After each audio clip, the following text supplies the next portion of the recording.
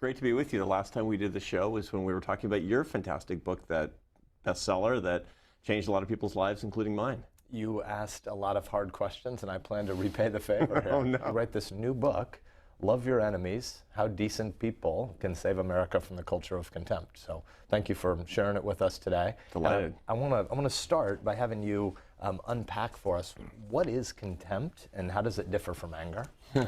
You know, people often say that American politics today, or that ideological differences in general, whether it's on any dimension, whether it's religious, whether it's social, but particularly politics, is too angry, that Americans are too angry with each other.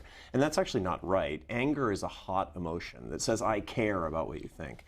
The problem that we have in America today is that we have too much of what, there was the great 19th century philosopher Arther Schopenhauer, he called contempt. That's the conviction of the utter worthlessness of another human being. Contempt is a cold emotion. It says, I don't care about you. You're beneath caring about it. It takes anger and it kind of mixes disgust into it, kind of like ammonia and bleach, making this compound that's really toxic. And there's a lot of social science research that shows that when you treat somebody with contempt, that person will never forgive you. There's a guy who teaches at the University of Washington in Seattle, a guy named John Gottman, the world's leading expert in marital reconciliation. And he can counsel a couple for 1 hour, just interview them and know with 94% accuracy if they'll be divorced within 3 years. The guy's uncanny. And he's brought thousands of couples back from divorce court, and what he's looking for is signs of contempt, eye-rolling, sarcasm, derisive humor, dismissal. And so that is the way to divorce court. It's also the way for Americans to hate each other. It's a way for ordinary citizens to not listen to each other anymore. 1 in 6 Americans, Ben, have stopped talking to a family member or a close friend on the basis of the 2016 presidential election. That's not because of anger, that's because of contempt. Stay with the analog to broken marriages for a little bit. If he's 94% successful at diagnosing this and yet able to save some of these marriages, what's the magic for him? And then what's the analog to what you think your quest is in this project? It's a great question. So John Gottman has saved thousands of marriages. And the way that he does that is by inducing people to stop behaving with contempt, because the contempt is not what they really feel. Most couples, they do love each other, but they've gotten into an unproductive form of communication where they roll their eyes or say that what they heard is the dumbest thing that they've ever heard. They criticize constantly, but that's not what's really written on their hearts. The problem is they get into a cycle. You criticize me, I criticize you, you roll your eyes at me, I roll my eyes at you. And so what he does is he makes them stop. You know, one of the things he'll say is that they need to say 5 loving things for every criticism. And it's weird because when couples are getting ready to divorce, they can't think of anything but criticism. Now, when you're first in love, you can't think of anything to criticize. So he makes them go back to when they were first in love, but you have to do it kind of manually. I mean, some couples need to carry around notebooks and write down things they're going to say that are nice before they can get to a criticism. This radically changes the whole form of discourse. Now, what's the analog to politics today? The answer is that we need to break the habit of talking to each other with contempt. You know, a lot of people watching us are on social media. You and I are on social media. You and I joke with each other on social media sometimes, but except that we have an audience of hundreds of thousands of people watching us as we're, joking around about whatever because we're friends. You know, the problem is the people who don't know each other, who, God forbid, are anonymous on social media, are trashing each other. They're talking to each other with contempt. You're not worth caring about. You're an idiot. That's the stupidest thing I've ever heard. That's the discourse that we've gotten into. We do it. You know, I saw a clip of myself on TV last year, and somebody said something I disagreed with, and I rolled my eyes. I'm guilty, Ben. I'm guilty. I don't want to be that way. And that's what breaks down the bonds of fellow citizenship, the ability to listen to each other. And look, we don't need to agree. Agreement's bad. Agreement's a kind of a monopoly. We need a competition of ideas, but we don't need to disagree less. We need to disagree better, and that means breaking the habit of contempt, just like couples do when they figure out how to get back together again. So you mentioned a few things about social media. I want to come back to that later. Really important flag we should put in the ground here. But first, you used the word addiction a little bit ago, or repeatedly through the book, you used the word addiction. You talk about mean tweets and how we've become addicted to them. I don't want to talk about that as a way to get to social media yet, but the addiction habits around contempt, to conflate addiction and habit. So I'm going to ask you in a bit to distinguish them as well. Right. But what is it to be addicted to contempt? So contempt is a manner of communicating with other people. It's a manner of speaking. It's a manner of expressing yourself. It's a way to sort of efficiently say what you think. And that habit can be an addiction insofar as it passes by. It doesn't actually go through our prefrontal cortex, the part of your brain that processes conscious emotions and conscious actions. On the contrary, there's a part of the brain, a very deep part of the brain called the nucleus accumbens. It's about the size of a walnut. It's in the very center of your deep brain. It was evolved more than 1 million years ago. And it's part of the sort of the lizard apparatus of, processing rewards and staying alive. And so what happens is when you do something that gives you a little stroke, something that feels kind of good, you'll start to build up a habit. Now, whether it's chemical, like smoking cigarettes, or whether it's communicative, I do something and I get an immediate reaction, I like it, your nucleus accumbens is going to start programming that into your brain. That's how addictions actually work. And so when you find yourself communicating in a particular way, you say something over and over and over and over again, that's not being processed by your conscious brain. It's by your unconscious brain. That's how habits form, and that's also the secret to how to break habits.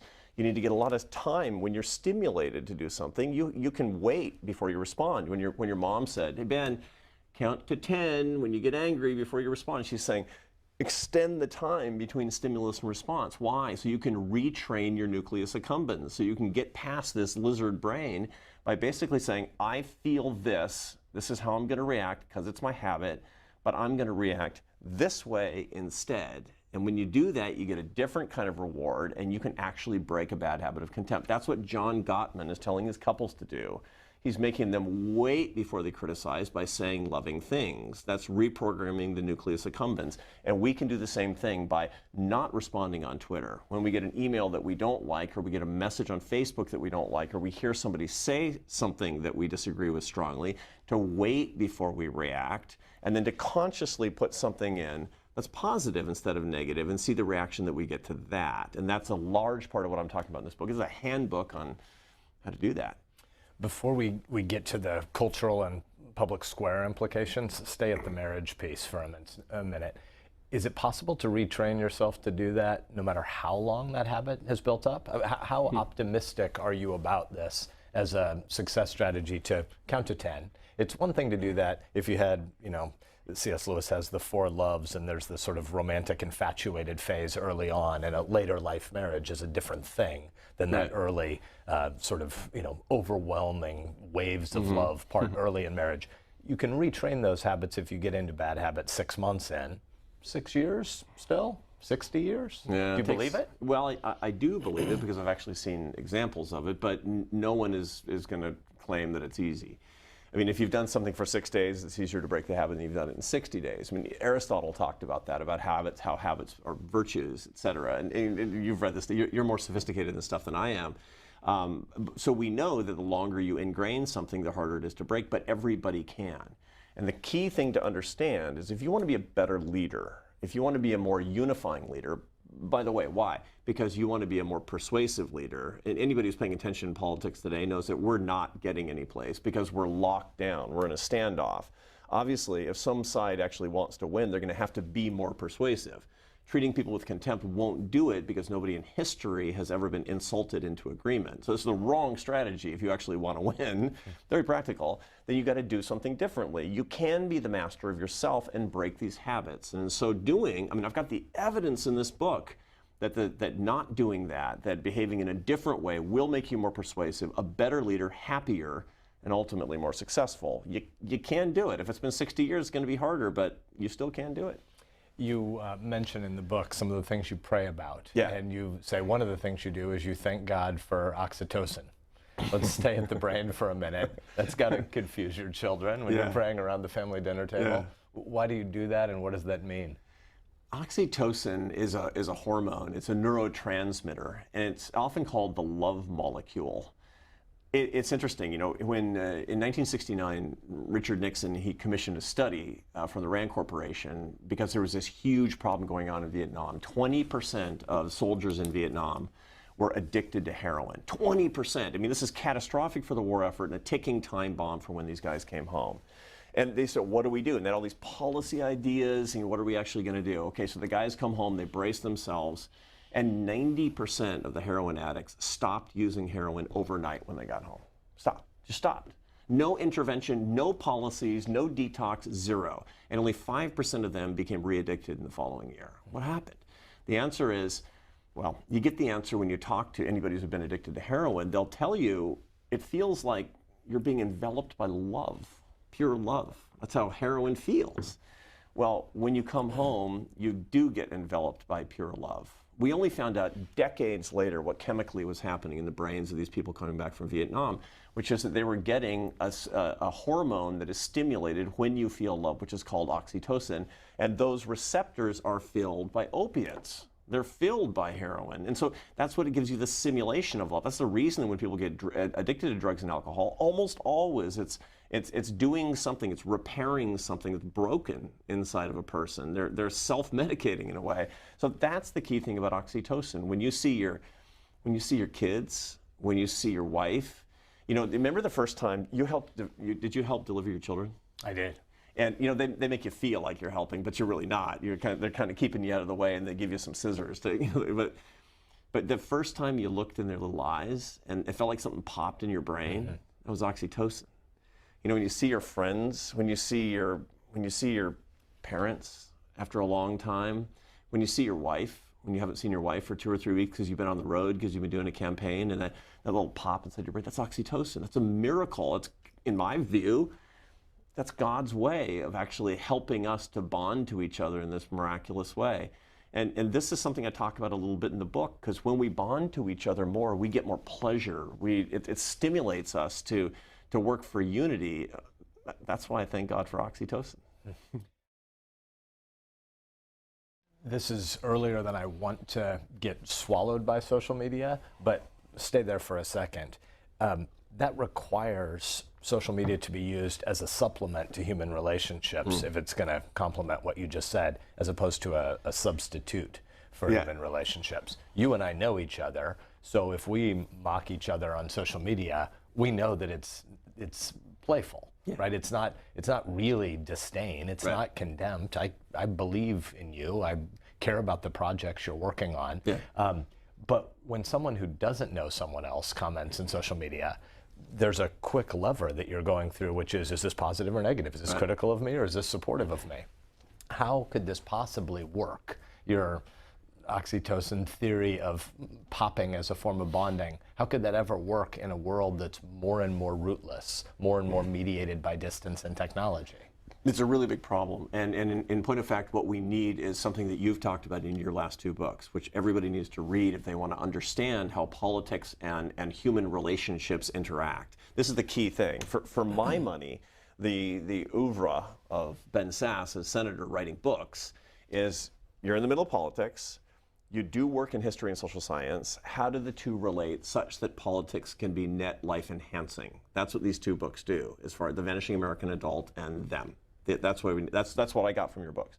Okay, and the way that I see it as a behavioral social scientist and somebody who's really interested in the neuroscience of this stuff is to understand the extent to which we cannot substitute for human relationships, for actual in-person human relationships with social media cannot be done. Why? Because the human relationships that we get involve the oxytocin, involve the neurochemistry, they involve the looking into each other's eyes. That's how humans were developed. We just don't have the evolution. We don't have the 500,000 years of Twitter to make it possible for us to develop a neurological link one to the other. I mean, when you and I talk to each other on Twitter, we're joking around, that's a compliment to our in-person friendship. When I see you, I say, Ben Sasse, I think Ben Sasse is great. I'm really happy to see you because I know you as a flesh and blood person.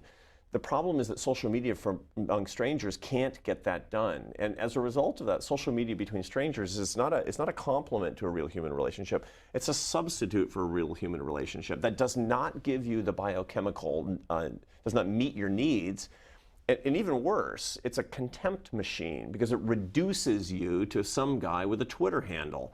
It reduces you to something that's literally less than human. And God forbid it's anonymous, then I can dehumanize you and I can dehumanize me. And that's the reason that we're going down this terrible rabbit hole of contempt, largely driven by the relationships that we see on social media.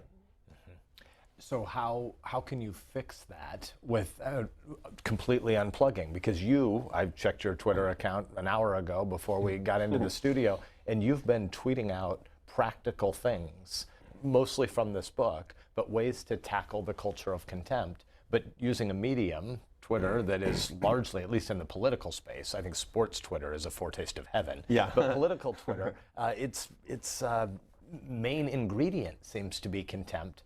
How can we solve this problem unless everybody unplugs? Because I don't think you're recommending that. No, I'm not. And I don't, well, even if I did, it wouldn't be practical. So there's no reason for me to recommend that.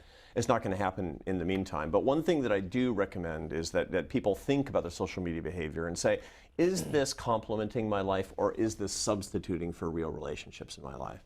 And you can see both. I mean, my kids are 16, 19, and 21. They're pretty good on social media. I mean, they use it because they want to actually set up, where they're going to meet, for example. I mean, my oldest son uses Facebook to figure out where he's going to meet his buddies in college. Or they're going to have a meeting for something. But he doesn't use it as a substitute for his human relationship. So I think that people are actually, notwithstanding all the scary things that we see, I think it's actually getting better.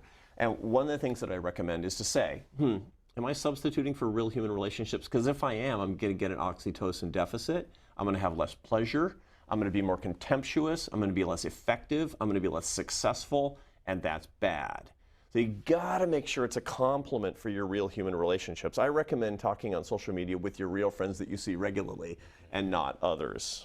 The other thing that I recommend is to try to use it, and this is my experiment on social media. So you and I follow each other. You notice that I'm just not gonna say mean things on Twitter. I've lashed myself to the mast. I've announced on social media that I'm gonna do John Gottman's rule. He has this 5-to-1 rule with couples, 5 beautiful things for every criticism.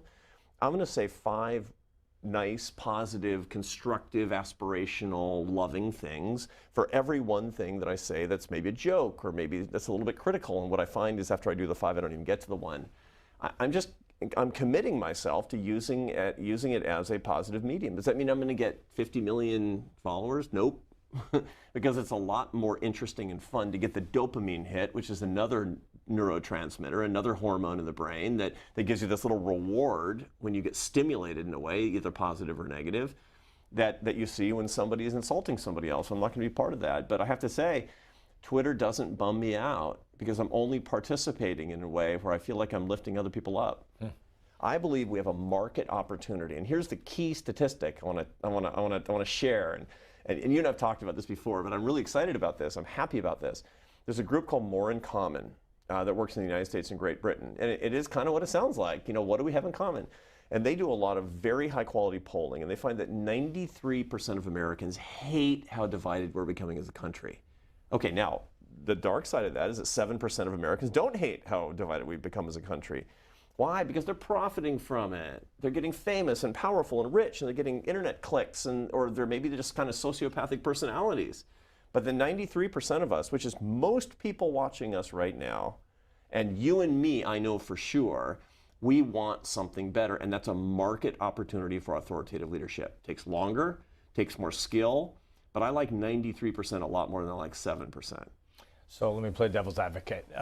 One of the reasons we see so much contempt played out, even when we know it's a bad habit for us to continue indulging in again and again, surely seems to be because the market signals we send back to the media is that these are the kinds of stories we want. So aren't the 93% maybe just putting on rose-colored glasses when a pollster is asking them a direct question, but what's borne out in their day-to-day behavior is that we all kind of like the quick put down? Yeah, that is possible, of course, but I look at the data that say that where we say we don't like it and it makes us unhappy. And furthermore, I've got research that shows that when people are participating in a climate of contempt, either they're being treated with contempt or they're treating others with contempt, that it enhances stress hormones, that it makes people feel lonelier. And these are all of the things that we see. We see higher and higher levels of stress in our society.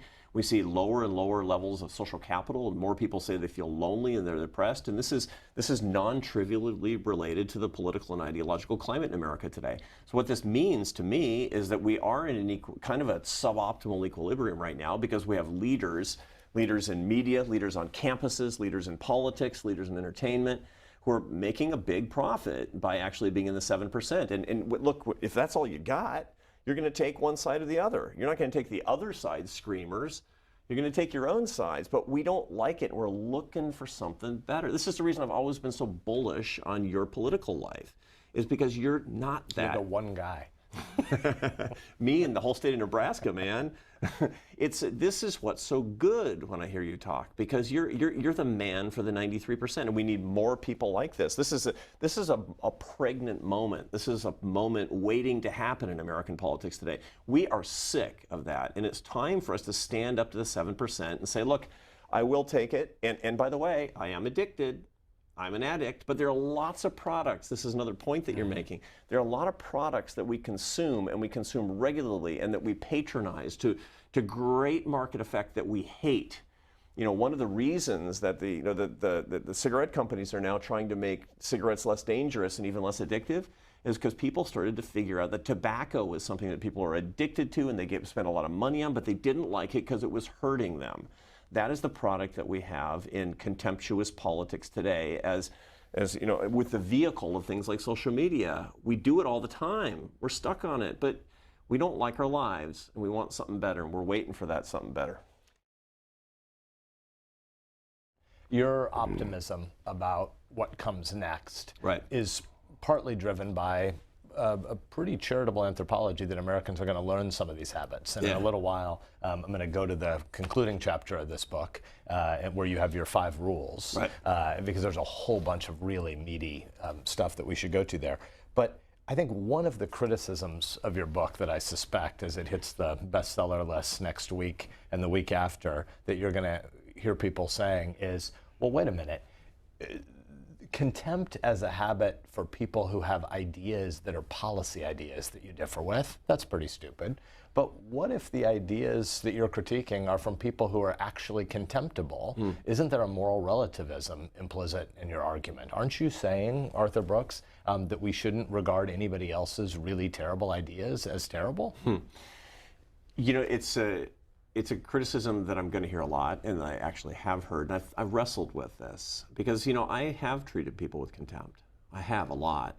And I've prayed about that, and I've had an epiphany about that at least when we're talking about our fellow Americans, and I'm not going to break into foreign policy and the whole thing, because I don't know how I feel about that, but at least among our fellow Americans, what I've done wrong in treating other people with contempt is not separating people from their ideas. I think that there are terrible ideas. I think there are hateful ideas, but I don't think there's really ever a very good reason to treat other people with contempt. You know, I think there's reason for parody of other ideas. There's reason to go hammer and tongs. You know, I'm all about disagreement, because the competition of ideas is what's most fundamental to a free society. Is what separates us from China, is that we can, you know, have public disagreements and not have a knock in the night and a jackbooted thug. I love disagreement. That's the essence of avoiding stagnation and mediocrity and becoming really an excellent country. So let's keep disagreeing, and let's disagree vigorously. But that's different than saying, I disagree with your idea, and so you are beneath contempt. You are a worthless person. And I didn't make that distinction enough earlier in my career, and I wish I had, and I'm going to do it for the rest of my life. Now, part of that's practical, right? Here's the practical reason. As I said before, nobody in history has ever been persuaded by hatred. It's never happened. There's a lot of social science research in this book that talks about the boomerang effect, where you're more likely to make your interlocutor more radical by treating them with contempt. So that's a practical reason. The second is moral. And there's a story I tell in this book about being at this rally, a conservative rally. You know, I'm politically conservative, and I was talking to a bunch of conservative activists, and I agreed with them, and I said in the middle of my speech, for whatever reason, let's not forget the people who are not here because they're political progressives. And I want you to remember that they're not stupid, they're not evil. They're just Americans who disagree with us. And this lady says, I think they're stupid and evil. And cheers go up all over the place. Yeah. And I know it's a joke, right? I didn't think I was making an applause line with that, but at that moment, I thought about where I grew up. I mean, I didn't grow up in Fremont, Nebraska. I grew up in Seattle, Washington. And she was talking about your family. I was talking about my family. She was talking about my friends, and I took it personally. So there's a moral reason not to treat people with contempt. That's why I'm committing myself to not doing it. It's a practical thing, but it's also a moral thing. And so that's the key thing to keep in mind. Don't treat other people with contempt. Separate their ideas from them. Remember that they, as people, they want a lot of the same things that you do. They want the best for themselves. They want to support their families. They want the kids to grow up in safety and security. They want a great country. Most of them, the vast majority of them, they want to help the poor. So establish that common moral center, and then disagree about the ways to meet it. And if their ideas are bad, go hammer and tongs. But I can tell you, when you establish that moral core with another person, they will listen to the ways in which you disagree, and they will be able to listen to your ideas with warm-heartedness. If they're in the 93%, and that's the percentage I like to work in, because that's where we get the margin for America. I want to underscore two things you said there, because they're so important and they come out again and again in the book.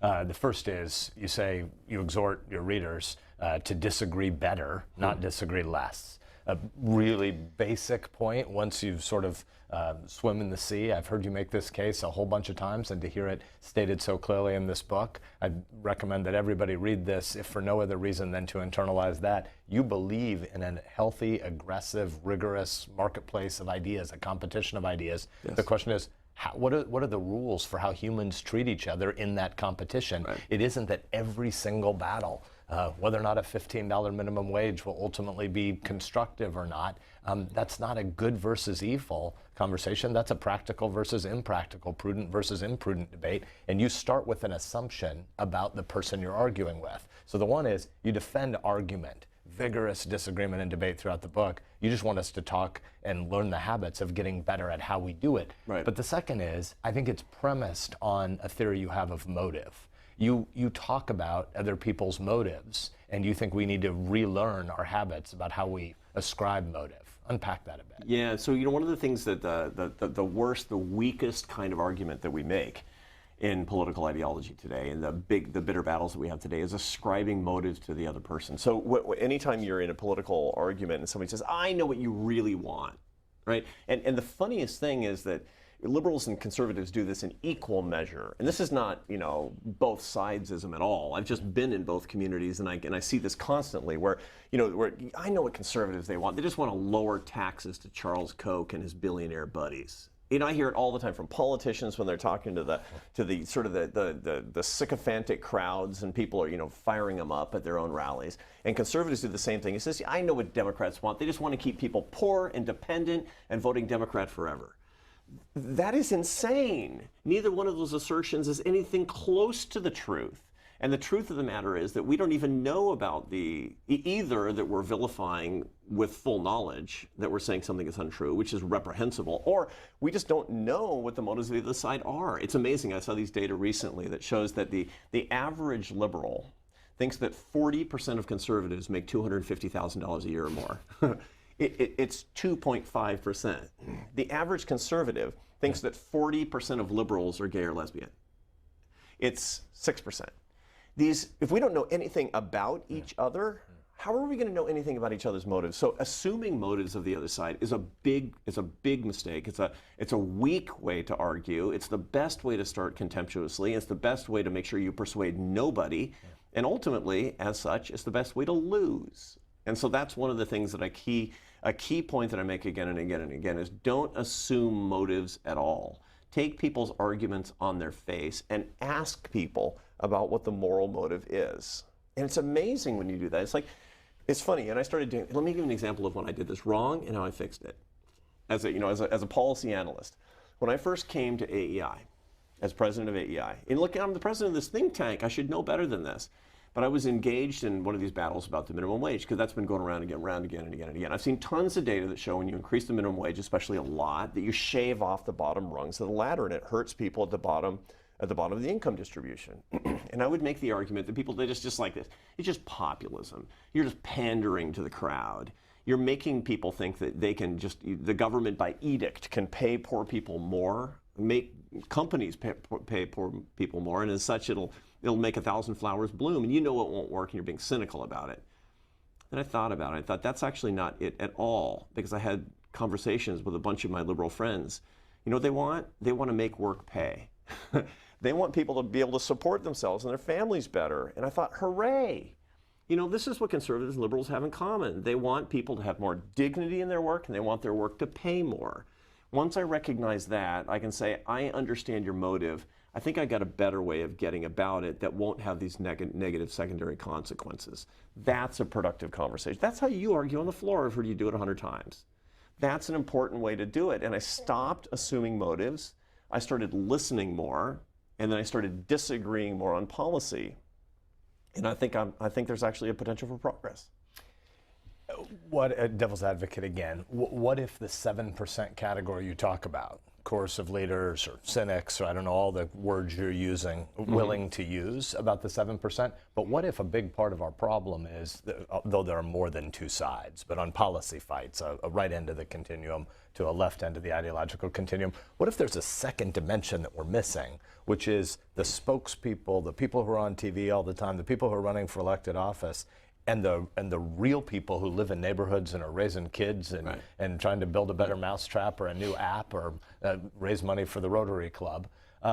What if most people are what you're saying, but what if a lot of the leaders of both sides are as cynically coercive as some of grassroots America might believe they are? Yeah. Then what's your theory of change? You know, it's funny when you said that, I just recognized something that I'm doing wrong. You said, the cynics, the people who are firing people up, the people who are manipulating other people. And the way that you said it, it makes me sound, I think I'm actually treating the 7% with contempt. And I shouldn't do that either. So I have to reassess that. This is a good epiphany for me. So what about that? What if the leaders are actually doing that and we don't know how to change leaders because leaders lead? This is your point. And they have so much leverage over us that they can keep us in thrall effectively. Maybe they're the people who are vested in the contempt industrial complex. Right. Yeah, no, and in point of fact, I think that is true. I think that there are rewards to being part of the outrage industrial complex. I think that their rewards are in money and power and fame and clicks. I mean, it's a very rewarding thing. There are lucrative cable TV contracts that come from making sure that you keep saying every night you go on TV and say, you're right if you're watching, and the ones who are not watching, they're stupid and evil. I mean, that's a big business. Or your favorite columnist. Almost always your favorite opinion columnist is going to be somebody who scratches your confirmation bias, who says that you're right day after day and the other side are knaves and fools. That's a very common thing. I mean, that's how you get a lot of popularity. But here's the good news, I think. In a country that's driven largely by democratic capitalism, the people who purport to be the leaders, most of them aren't leaders. They're actually market followers. This is the key thing. Look, I'm taking cold to Newcastle by telling you this because you taught me this. I remember you telling me this. People who say they're leaders by following these market signals of contempt, of hatred, of anger, mixed with disgust, that they're actually following what they think that people are willing to put up with. Look, if you're going to make an addictive drug, people who sell meth, they're not leaders. They're market followers. There are a bunch of people out there who are addicted to it and going to continue buying it. Leaders are the ones who say, here's how you can stop being addicted to meth and have a better world, have a better life, have a better family. And that's what we need as real leaders. So, political movements, they tend to be forming around parades that are already going down the street. There are people jumping out in front of parades and saying they need a leader. What we need to do is to change the parade. And that's what this book is all about. How can we make the parade better, toward a better destination? And followers who call themselves leaders, they'll fall in line. Let's change gears a little bit and go to your almost two full chapters on storytelling in here. There's a professor at the Yale Divinity School who used to talk a lot about the fact that Jesus gave them stories. And a lot of times the scholarly community thinks the more and more abstract the idea, the more and more narrow and precise you state it. And you make an argument that the people who are really persuasive, the people who really change the world, tend to be people who get storytelling. So first of all, what are the lessons for leaders in how they should tell stories?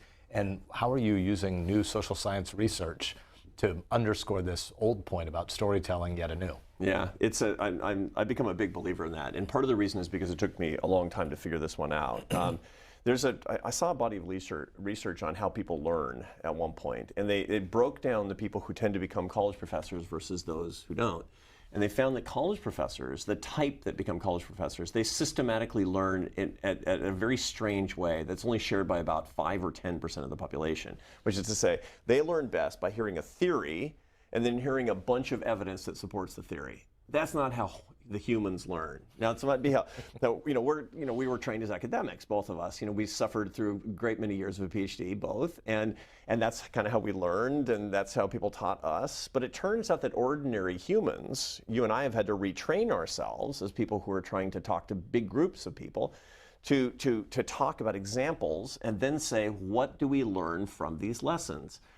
Jesus gave them stories. That's the whole idea of teaching through parables. Is basically, it's like I met a guy, and he talked to this guy, and he did these things. What's up with that? Here's what's up with that. That's actually how the parabolic teaching works. How parables actually lead to greater wisdom. Now, what's happening with that? When you tell a story, and this is how the new brain science works on this, and how we all can use it. There's a guy named Yuri Hassan. He's a neuroscientist. He teaches in the psychology department of Princeton.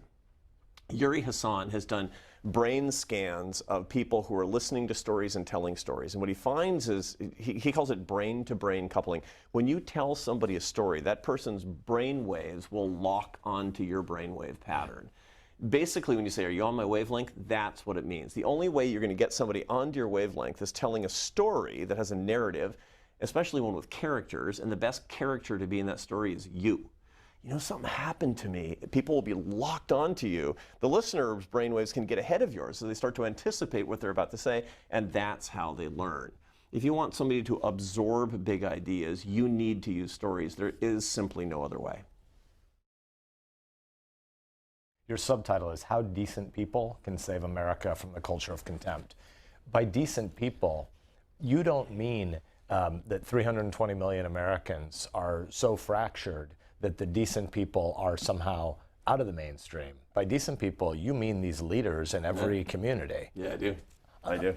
Unpack a little bit more what lessons you're going to be teaching the leaders at the Harvard Business School. You're about to take a professorship jointly at the Kennedy School of Government at Harvard and at the Harvard Business School. You're going to be teaching a whole bunch of leaders, mostly headed to big institutions. Right. What lessons do you have for them about storytelling and about these bridging identities, and how do they translate for folks in Schuyler, Nebraska, Fremont, Nebraska?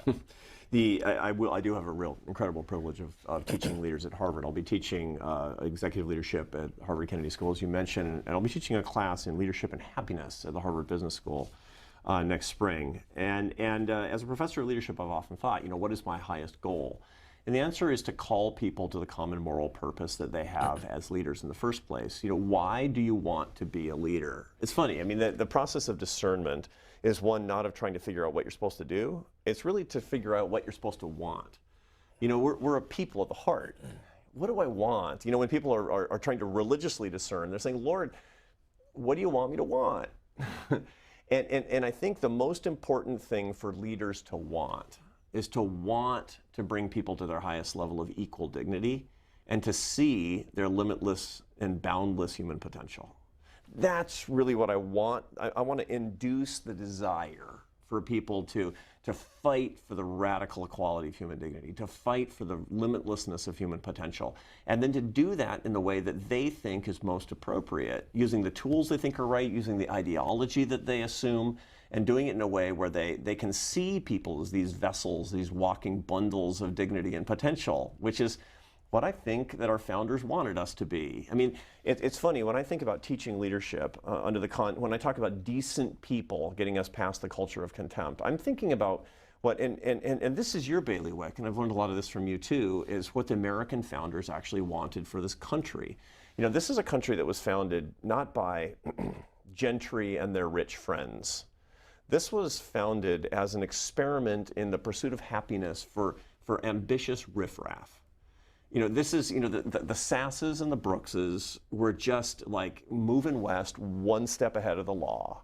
I mean, yours stopped in Nebraska and mine stopped in Seattle, but we know what was going on. I mean, but the system was set up such that we could define our happiness as we saw fit, and we weren't going to guarantee it. We're going to pursue it. And to say that you have the right to pursue your happiness, that requires a kind of leadership that protects your dignity and that respects your boundless potential. And that's what I think leaders should really, really be all about. Not setting American against American, to not say that the other side, whether the other side happens to be, is stupid and evil, but rather to say that we are all in this together. Two basic goals: lift people up and bring them together. That's what great, real leaders do. You have been humble enough to be transparent about the fact that you, like I, like all of our viewers today, have been guilty of practicing the culture of contempt, even when we aspire to do something better. You've also done something big in this book, which is talk about the need to seek forgiveness. Yeah. Unpack that a little bit, both the sort of moral obligation to do it, but also the instrumental benefits of the ways you've gone to apologize. Yeah, you know, it's funny. There is a lot of there's a lot of literature about the incredible moral and psychological power of forgiveness, which is to say how important it is to forgive other people. There's a lot less written out there about how important it is to seek forgiveness. And when you've done something, you know, when people read this book, I hope they read it, and there's nobody, I think, who's going to read it and say, you know, thank God I'm one of the decent people in that subtitle who's trying to fight against the culture of contempt. I hope we all see ourselves as sinners, because we are. We've all done this. It's hard not to swim in the river that's, you know, flowing, that is America at this point. And I have seen it, and one of the things that I recommend is to ask forgiveness. If 1 in 6 Americans have broken a relationship with a close friend or family member over the 2016 election, that means that there are thousands of people watching us right now that have done this. How do you fix that? By saying, I love you, and I'm sorry that we hurt this relationship. Now, that doesn't mean it's going to be reciprocated. It doesn't mean that the other person is going to say, you're right, I'm sorry too. But it will heal your heart. I've got the data to prove it, but more importantly, I walk the earth and I've done it myself. And you know, it is making amends. It's funny, I use an addiction metaphor all throughout this book.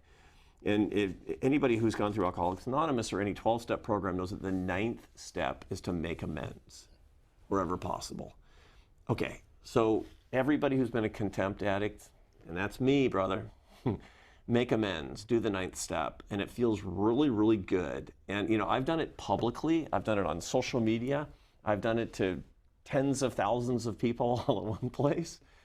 And I think it's going to affect me for the rest of my life, and I'm really grateful for it. When folks go out and pick up this book, they're going to find a book that is filled with behavioral social sciences that are going to change their view of the problem of contempt, the way you resist it, and how you can join the Arthur Brooks cause. But they're also going to find a practical guide. And your rule number 1 was find your Robbie or your Cornell or your Frank. But because we're going to move on to rule 2, we want to unpack who Frank is. Your rule 2 is don't attack or insult. Don't try to win. You're weak, man. I know. Why are you so weak? What do you mean, don't try to win? You know, Dale Carnegie, when he wrote How to Win Friends and Influence People, one of his rules was don't try to win, because when you win, you don't win, and when you lose, you lose. You know, when you tell someone you vanquish another person in an argument, that's completely wrong. You, as they say in the parlance of social media, you destroy another person. All you've made is an enemy. And an enemy is not a person persuaded. That's not the way to do it. If the business is persuasion, try to find common cause and then debate the ways to get the common cause. Rule number 3 we're also going to pass over because it is don't assume the motives of another person, and we've unpacked that a good bit. Number 4 is use your values as a gift, not a weapon. What does that mean? You know, people often, they have strong views on social issues, economic issues, foreign policy issues, and they'll just use them as a cudgel and say, since you don't believe these things, you're a socialist. Since you don't believe these things, you want to kill babies. Whatever it happens to be on whatever issue. That's using a moral view, something you presumably hold dear, that's beautiful and good and based on your morality, as a weapon. If you think it's that important, you better use it as a gift and offer it up as such. That's the only way somebody's going to accept it and try to understand it and maybe, God willing, be persuaded by it. I'm only going to do two more rules. Stand up to the man, refuse to be used by the powerful. Nobody wants to be used by their enemies. You say in this book that regularly the person you need to stand up to is somebody on your own side. What does that mean? Yeah, if we make a list of the people, if I ask people, you know, think of somebody who's firing up America and making people hate each other, they'll automatically have a vision will pop in of somebody they disagree with.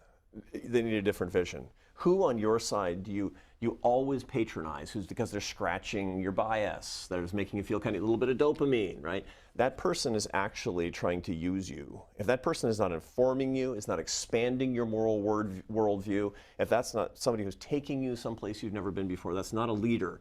That's somebody who's actually following your market signals, who's using you to get more powerful and rich and famous. And if you don't like that, if you don't want to be used, you got to mute that person. Thank you. You say in this book, get outside your bubble. Thank you for getting outside your bubble. You've regularly loved your neighbor, people that you might differ on all sorts of issues with. You've treated them with dignity, and thanks for sharing this book with us. Thank you, Ben. It's wonderful to be with you. Thanks for the time.